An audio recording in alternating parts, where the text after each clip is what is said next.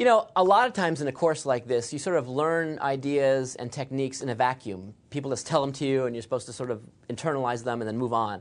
And it's sort of artificial. You know, and the determinants is a really good example of that. The determinant, as we'll just see in a little teeny bit up ahead, will be really a valuable tool in order to solve all sorts of equations and stuff. But you know, for now, I just wanted to show you that, in fact, the determinant is just a really powerful idea in and of itself. So I wanted to show you a really slick application that I think you're going to get a kick out of, I hope anyway. And that is the following. Suppose just I give you, in the plane, 3 points. And in fact, in some earlier lecture, we actually talked about this kind of thing. 3 points. Maybe one's over here. I'll call this one x1, y1. And maybe some other points over here. I'll call this x2, comma, y2. These are the coordinates of the point. And then maybe there's one over here, x3, comma, y3. 3 points in the plane. Well, they'll determine a triangle if I connect the edges. And you can ask, well, what's the area of that triangle? Now, that's not a completely crazy question to ask. People ask for areas of triangles all the time. Well, if you try to do this, I mean, if I actually gave you 3 points, it's pretty tricky business to find the area, because if you remember, the area for a triangle is 1/2 base times the altitude. So you'd have to sort of find this length, which you can do, but then you've got to find the length of the altitude, so you've got to find a perpendicular line that goes through this point. It's perpendicular to this. Ooh, what an awful mess. You can try it. It's really hard. But you know what? There's a really cool formula for finding the area of this triangle, or in fact any triangle that's in the plane, given the 3 vertices, the 3 endpoints. And here's the formula for area. So the area will just be 1/2 of a determinant. And here's the determinant. So I'm going to use the determinant symbol here. It's the determinant of the following 3 by 3 matrix. Just write down x1, y1, and the number 1. And then write x2, y2, and the number 1. And then write x3, y3, and the number 1. Take that 3 by 3 matrix, compute its determinant, and that value, when you take half of it, will be the exact area of any triangle. So no need to find altitudes and perpendiculars and things and lines and distances and square roots. There's no work involved, just a determinant. I thought I would illustrate this maybe with 2 quick examples here.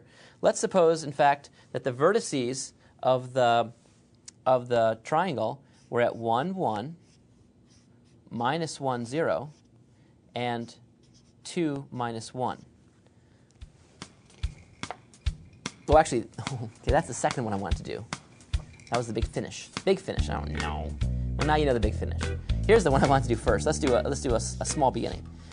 0, 0, 0, 1, and 3, 0. Let's take a look at that one, because in fact that one's an easy one, because we can actually graph that a little bit.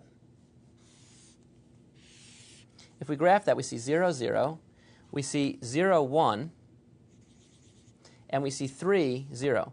So in fact, that's the right triangle. So finding the area is pretty easy, because you can see it's just half of a rectangle. So it's pretty easy. It's going to be 1/2 base times height.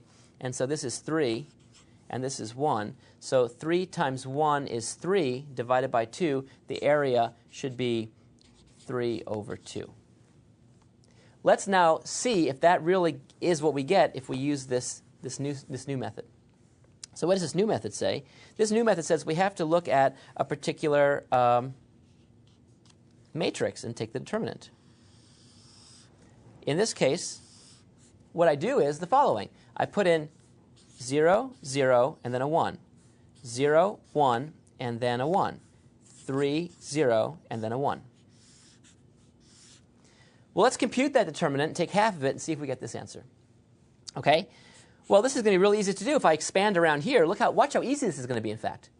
If I expand around here, I first take the 0 and multiply it by this determinant. But 0 times anything is just 0. So I have 0 times that determinant. That's just 0. Then I subtract, because remember the signs, they're plus, minus, plus. Then I subtract 0 times that determinant. But 0 times any determinant is still 0. So in fact, that's 0. And then finally, I've got 1, a plus 1, times the determinant of this. So what's the determinant of this? It's 0 minus 3. So I take 1 times minus 3, which is minus 3. That's the determinant. Let me now take absolute value, since we know area is always positive. So I see the absolute value will be 3. And look, 3 with a 1/2 in front is 3/2.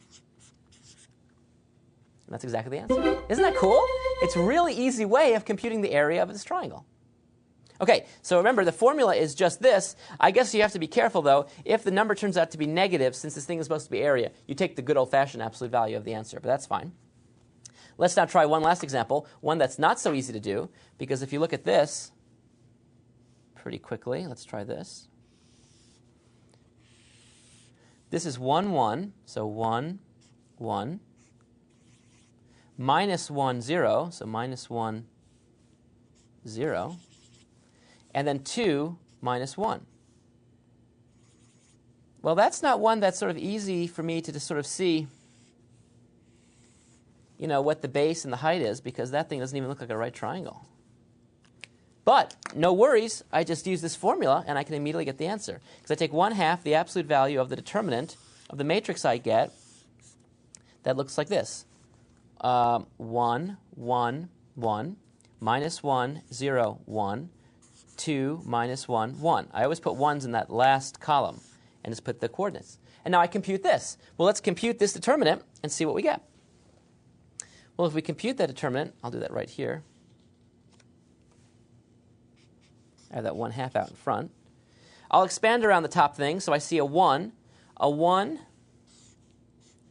multiplied by what? Well, now I get rid of the row and column containing 1, and I take the determinant of that matrix. That's 0 minus minus 1. So 0 minus minus 1 is just 1. So it's 1 times 1. And then remember, I subtract, because remember how the sign goes. It's plus, minus, plus. So I subtract the next term, so I put a minus sign here. And then I've got a 1, so I multiply by 1. And then what I do is I get rid of the column and row containing that 1. I take the determinant, what's left over. And that's going to be negative 1 times 1, which is negative 1, minus 2. Negative 1 minus 2 is negative 3.